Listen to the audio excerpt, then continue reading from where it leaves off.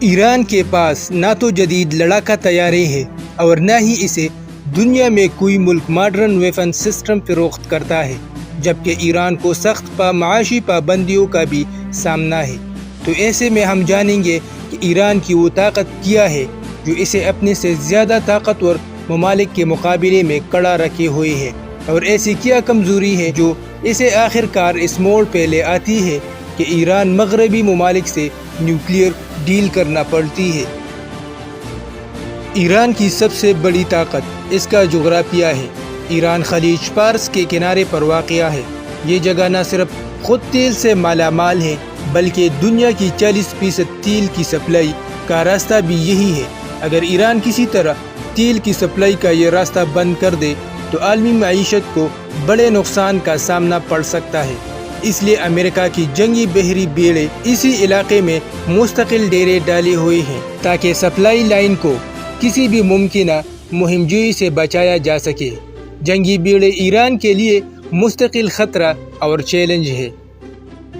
ایران اسرائیل کے خلاف ان ممالک اور گروپوں کی فوجی اور معاشی مدد بھی کرتا ہے۔ عرب مسلح تنظیمیں حزب اللہ اور حماس ایران ساختہ میزائلز کو اسرائیل کے خلاف استعمال کرتی ہے۔ یہی وجہ ہے کہ امریکہ، اسرائیل اور سعودی عرب ایران کے خلاف کئی محاذوں پر آمنے سامنے ہیں، جن محاذوں پر یہ ممالک ایران سے کھلی لڑائی لڑ رہے ہیں۔ ان میں شام، یمن اور فلسطین شامل ہے۔ شام میں ایرانی تنصیبات پر اسرائیل فضائی حملے کر رہا ہے تو ایران سعودی اور امریکی حمایت یافتہ تنظیموں کو نشانہ بنا رہا ہے۔ ایران دنیا کی 14ویں بڑی فوجی قوت ہے۔ ایران کی کل آبادی 84 ملین ہے۔ ایران کا دفاعی بجٹ 17.4 بلین ڈالر ہے۔ ایرانی فوج 9,60,000 جوانوں پر مشتمل ہے۔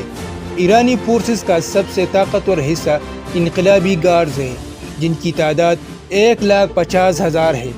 اس کے علاوہ ایران کے پاس 477 طیارے اور 2,831 ٹینک بھی موجود ہیں۔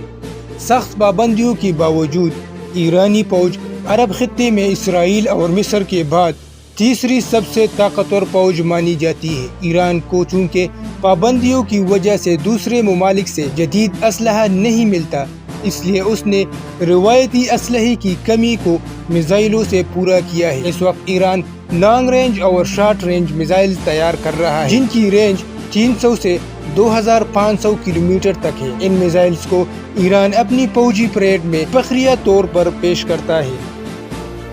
ایران لڑاکا طیارے، ٹینک، ہیلی کاپٹر، بحری جنگی جہاز، آبدوزیں، ڈرونز اور دیگر اسلحہ بھی تیار کرتا ہے، لیکن عالمی ماہرین کا ماننا ہے کہ ایران کی جنگی ٹیکنالوجی پرانی طرز کی ہے، اس لیے کھلی لڑائی میں یہ ہتھیار ماڈرن ویپن سسٹم کا مقابلہ نہیں کر پائیں گے۔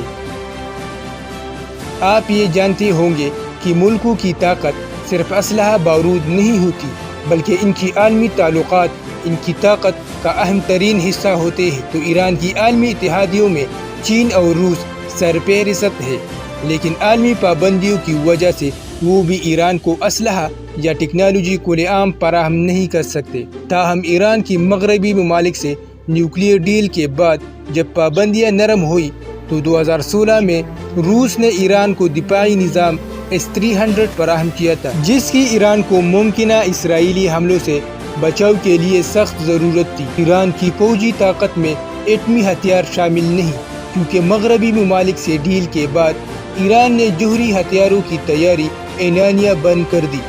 معاشی لحاظ سے دیکھا جائے تو ایران کا GDP 270 بلین ڈالر ہے۔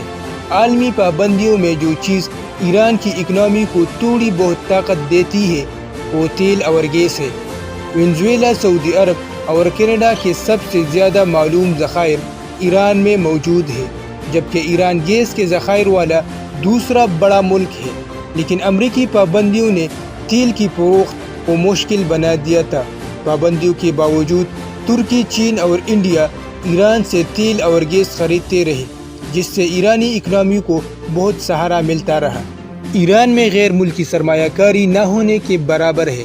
ایران کی پریشانی یہ ہے کہ وہ لمبی مدت تک صرف گیس اور تیل پر انحصار نہیں کر سکتا، اسے اپنی انڈسٹری اور ایکسپورٹس بڑھانا ہوں گے۔ جس کے لیے عالمی پابندیوں کا خاتمہ ضروری ہے۔ اپنے مسائل کی وجہ سے ایران ایک بڑی سیاسی قوت تو نہیں بن سکا، لیکن عراق، لبنان، غزہ اور یمن بہت حد تک ایران کی سیاسی اثر میں ہے۔ اس لیے عالمی طاقتوں ایران کو پوری طرح سے نظر انداز بھی نہیں کر رہے ہیں۔